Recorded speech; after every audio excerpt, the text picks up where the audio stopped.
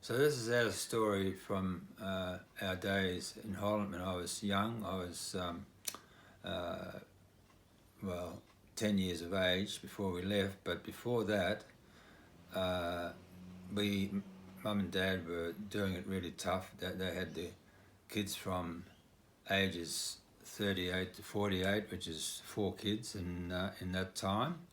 And we had to survive somehow, and there wasn't much food around. So Dad had to go out on his bike in danger of being shot at by the German soldiers, and he had to go and find food for us. And then every time there was a warplane came over, we would have to go down into the cellar and because in case of the bombings. So our first house that we lived in was actually bombed by the Germans, and then we were evacuated out, and then we had to walk about 5 k's or maybe 10 k's. So the whole township more or less moved out for protection from any more bombings that were happening around that time. So in the meantime, Dad was working as a policeman, and he always used to go to work every day, and still always looking after us. And then during that time, he had a lottery going in the where he worked in the police station, and they happened to win. Dad won an actually a 10th share in the casket over there. So, and then, then once that money came through, Dad decided to migrate to Australia, and my mother, wasn't very happy about it all, because she didn't really want to leave the family, and but anyway, Dad said yes, no, we have to do it. We have to do it because he thought that with the education here, it would have been too tough for us to be brought up in that sort of an education, which we probably wouldn't have excelled in anyway.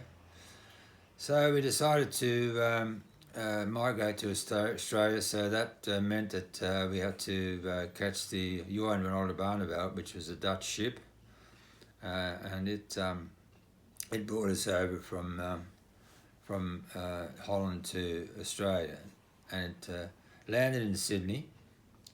And in the meantime, we had to go to this Newcastle migration camp, which is it's where migrants go before they get settled somewhere in Australia. So Dad decided to come up to Queensland because he thought that it would be the best place to settle because of the weather, and also to be able to find a piece of land, stuff like that.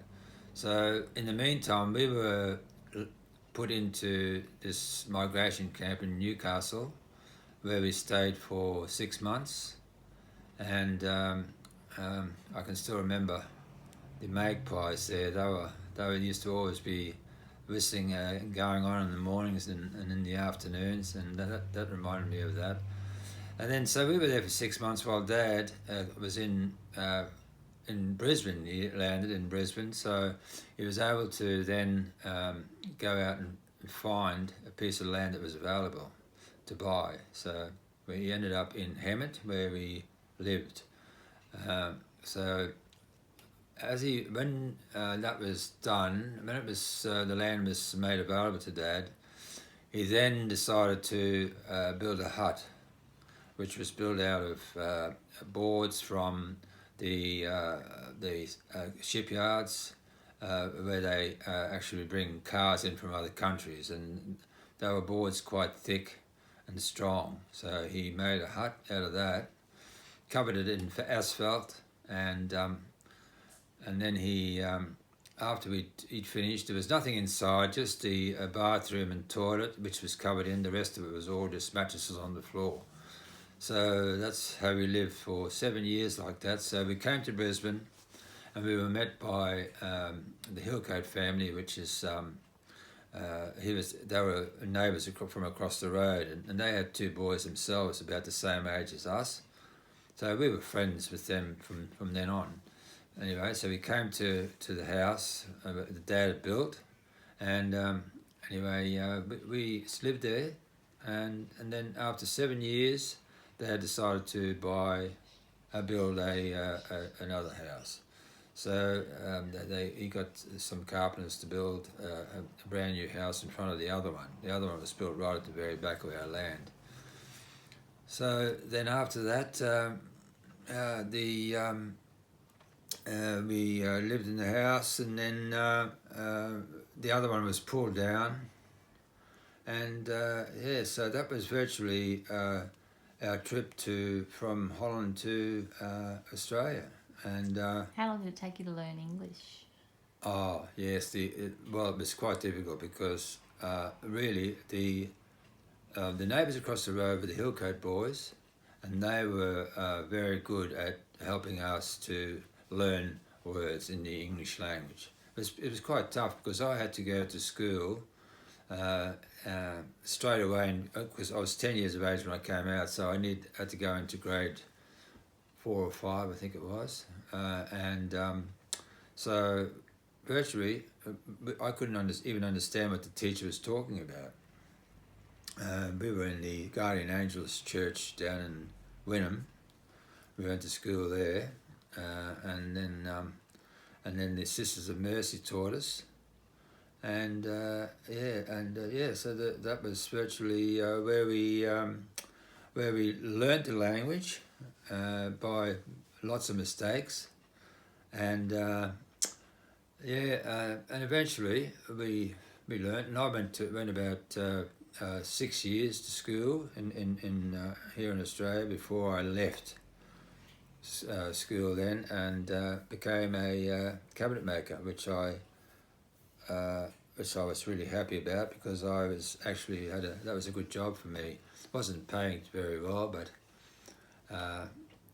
Dad, he was in a furniture shop, and Mum virtually stayed at home looking after the kids. So she missed her family, didn't she? Oh yeah, she definitely. She didn't really want to leave Holland, but yeah, she did miss her family, because she was actually an Austrian. She was born in Austria, so her mother was the only one that was still alive. But she did come to Holland a couple of times to visit us, so which was nice to be able to see her there.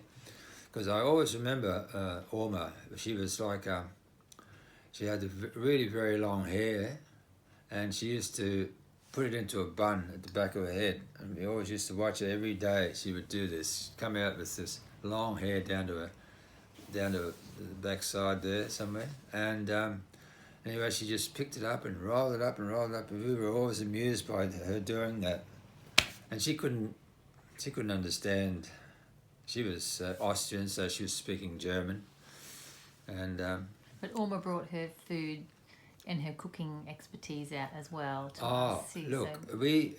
Yes, of course, because in the war days, the food was all preserved for us, because there was not much food around, so everything had to be preserved, and so there wasn't much.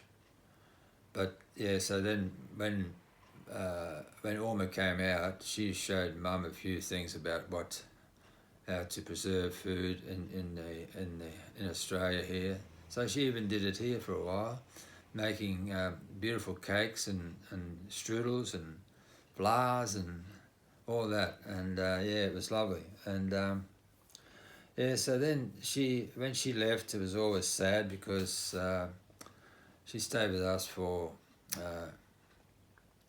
quite a while there in Holland, because it was like it was sad because she couldn't go too much further. She was an older lady already, but it was good. But Mum was pretty sad to leave her behind, and, of course she passed away, and then Yeah, other than that,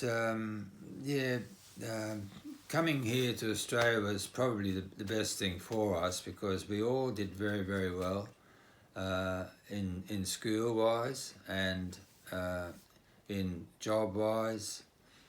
So we all got happily married, and it was all very good. So it sort of ended. That's virtually all the story I can tell you from that.